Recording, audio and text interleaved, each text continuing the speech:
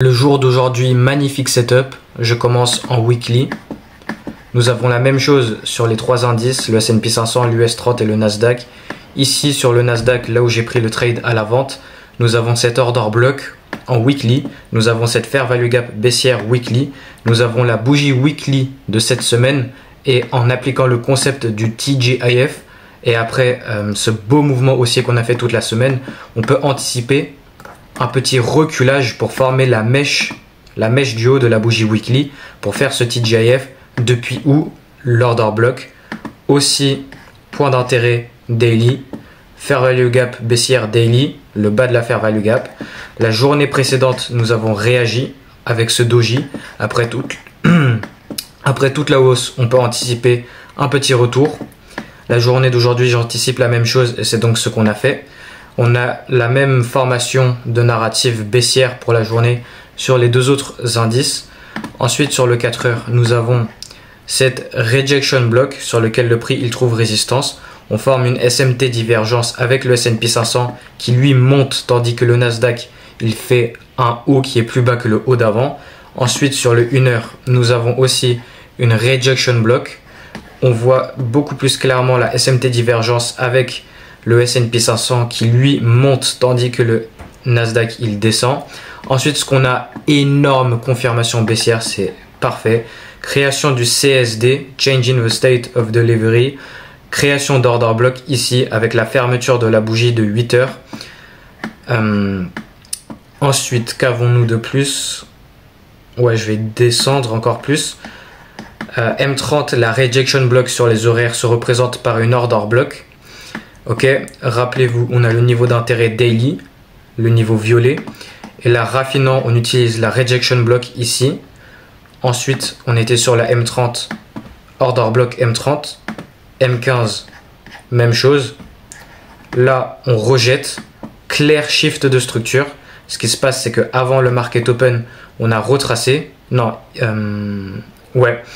Juste avant le market open, on a retracé dans cette fair value gap baissière sur le 15 minutes, aussi fair value gap baissière sur le 5 minutes, et ici très forte confirmation, on a méché vers le haut pour prendre plus de liquidité. On a re-SMT divergence avec le S&P 500 car le S&P 500 il est simplement en train de continuer plus bas. Ce point haut il est plus bas que le point haut précédent, alors que là on a le sweep de liquidité, parfaite confluence. En plus de ça, on a la simple formation du shift de structure, retour dans la fair value gap baissière, continuation baissière, donc modèle 2022.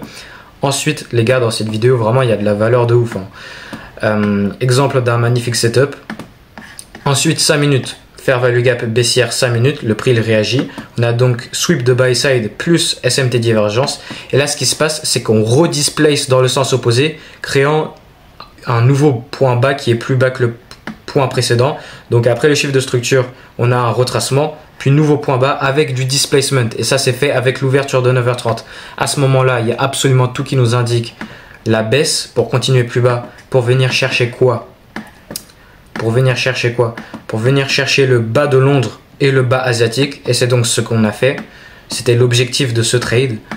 Ensuite, on était sur le 5 minutes. Ce qui se passe, c'est que non, on remonte même sur le 15 minutes, regardez ça. Nous avons cette formation d'order block ici avec le CSD et le displacement. Ce qu'on fait, c'est qu'on revient, on le reteste. On a aussi cette immediate rebalance. On le vient et on rebalance. Ensuite, sur le 5 minutes, il n'y avait rien d'intéressant car l'entrée, elle était sur le 1 minute.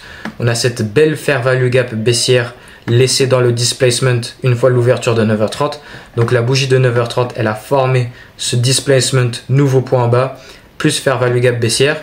Et là en fait on est venu réagir, et à ce moment là j'avais toujours pas pris mon entrée et le prix il a baissé encore plus, sauf que le prix il est revenu dans la fair value gap. C'est là où j'ai pris ma vente une fois la réaction depuis la fair value gap baissière plus une sweep de liquidité buy side interne, et c'est là où j'ai pris mon trade. Ensuite ce qui s'est passé, c'est que le prix il a chop avant arrière, avant arrière, avant arrière, avant arrière, avant arrière.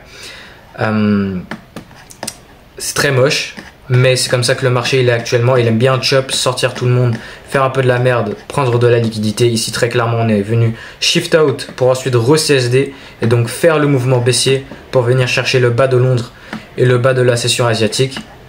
Et voilà comment le trade s'est déroulé. Très bonne narrative. Il y a tout qui nous indique que le marché, il nous montre ses mains, il nous montre que le prix il veut baisser. Et à partir de ce point-là, on trouve une entrée à haute probabilité avec un stop loss. Là, dans ce cas-là, il est très bien placé. Je le placerai même au-dessus de la bougie du displacement vers le bas, la bougie de 9h30. Mais dans ce cas-là, il a été placé un peu plus haut.